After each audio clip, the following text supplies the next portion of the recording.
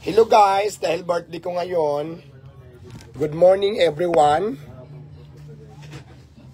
Dahil birthday ko ngayon, sa lahat ng gustong kumain ng Paris, simula po ng alas 10 ng umaga ngayon, hanggang alas 3 ng hapon ay libre po yung Paris ni Diwata.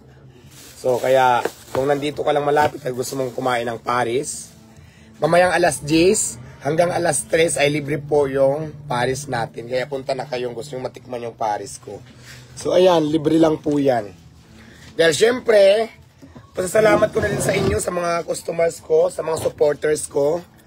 So ayan, again, today is my birthday dito sa Pasay City Branch. Pasay City Branch lang to ha. Pasay Branch lang.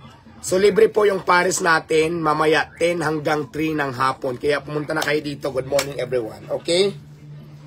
Ulitin ko ha, mamaya 10 hanggang 3 PM ay libre po yung Paris ni Diwata. Kaya shout out and happy birthday to myself. Ayan.